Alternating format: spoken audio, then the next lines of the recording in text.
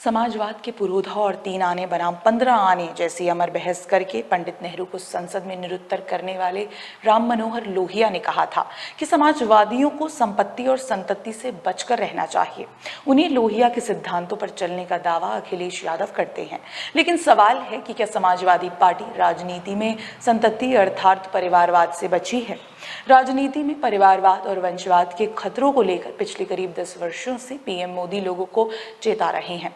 लोहिया ने भी जीवन भर परिवारवाद का विरोध किया। ऐसे में अब जब 18वीं लोकसभा का पहला सत्र चल रहा है तो देखते हैं कि आज हमारे लोकतंत्र में परिवारवाद कहां खड़ा है और आगे कहां पहुंचने की संभावना है। शुरुआत समाजवादी पार्टी से करते हैं। हाल ही में निर्वाचित होकर आई 18वीं लोकसभा में 5 सांसद अखिलेश यादव के परिवार से हैं। अखिलेश यादव, उनकी पत्नी डिंपल यादव, उनके चचेरे भाई धर्मेंद्र यादव, अक्षय यादव और आदित्य यादव लोकसभा के सांसद निर्वाचित हुए हैं। सबसे पहले अखिलेश यादव की बात करते हैं। अखिलेश मुलायम सिंह यादव की पहली पत्नी मालती देवी के पुत्र हैं। विदेश से पढ़ाई करके आए और सीधे सांसद बन गए। समाजवादी पार्टी के प्रदेश अध्यक्ष बने और फिर मुख्यमंत्री भी बन गए। अखिलेश यादव को ये सब कुछ प्लेट में परोसा हुआ मिला क्योंकि वे मुलायम सिंह यादव के बेटे हैं। इसके बाद अखिलेश यादव ने धीरे धीरे अपनी जमीन बनाई। 18वीं लोकसभा में अखिलेश यादव कन्नौज से सांसद चुने गए हैं। सांसद बनने से पहले वे करहल से विधायक थे और चुनावों के दौरान चर्चाएं थी कि वे लखनऊ में ही रहेंगे और कन्नौज से अपने चचेरे भाई तेज प्रताप यादव को टिकट देंगे।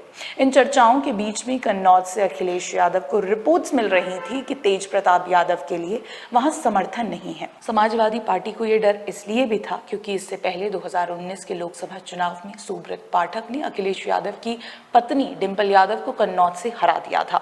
ऐसे में अंतिम समय में अखिलेश यादव स्वयं कन्नौज से चुनाव लड़े और जीतकर लोकसभा में पहुंचे।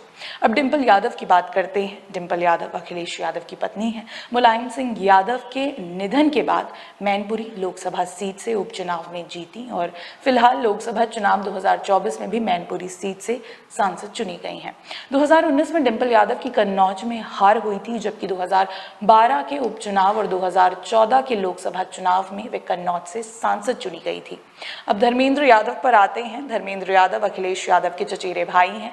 वर्तमान में आजमगढ़ से सांसद हैं। इससे पहले 2004 से 2009 तक मैनपुरी और 2009 से लेकर 2019 तक बदायूं से सांसद रहे हैं। अक्षय यादव की अगर बात करें तो अक्षय अखिलेश यादव के चाचा रामगोपाल यादव के बेटे हैं। अक्षय फिलहाल फिरोजाबाद लोकसभा सीट से सांसद हैं। इससे पहले भी 2014 से 2019 तक अक्षय यादव फिरोजाबाद से ही सांसद रहे हैं। लोकसभा में अखिलेश यादव के परिवार के 5वें सदस्य आदित्य यादव हैं।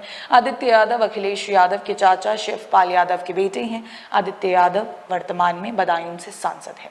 तो आपने देखा कि एक ही परिवार के 5 सदस्य अखिलेश यादव, डिंपल यादव, धर्मेंद्र यादव, अक्षय यादव, आदित्य यादव लोकसभा में बैठे हैं।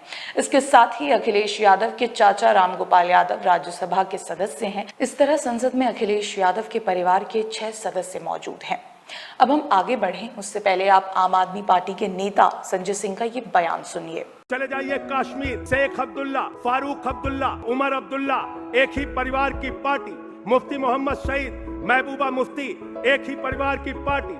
चले जाइए पंजाब, प्रकाश सिंह बादल, सुखबीर बादल, हरसिमरत कौर, विक्रम मजीठिया, आदेश प्रताप सिंह, एक ही परिवार की पार्टी। चले जाइए हरियाणा, चौधरी देवीलाल, ओम प्रकाश चौटाला, अभय चौटाला, अजय चौटाला, दुष्यंत चौटाला, एक ही परिवार की पार्टी। चले जाइए उत्तर प्रदेश, मुलायम सिंह यादव, अखिलेश यादव, रामगोपाल यादव, शिवपाल यादव, धर्मेंद्र यादव, डिंपल यादव, आदित्य यादव, एक ही परिवार की पार्टी। चले जाइए बिहार, लालू यादव, राबड़ी यादव, तेजस यादव, मीसा यादव, एक ही परिवार की पार्टी। चले जाइए झारखंड, शिबू सोरेन, हेमंत सोरेन, दुर्गा सोरेन, एक ही परिवार की पार्टी। चले जाइए उड़ीसा, बीजू पटनायक, नवीन पटनायक, एक ही परिवार की पार्टी। चले जाइए तमिलनाडु, करुणानिधि, कानीमोई, स्टालिन, अलागिरी, एक ही परिवार की पार्टी। कांग्रेस पार्टी, चाचा नेहरू, बिटिया इंदिरा, बेटवा राजीव, बेटवा संजय, बहू सोनिया, बेटवा राहुल, बिटिया प्रियंका, दामाद वाड्रा, एक ही परिवार की पार्टी। तो आपने देखा कि संजय सिंह कह रहे हैं कि एक ही परिवार की पार्टी हो गई है।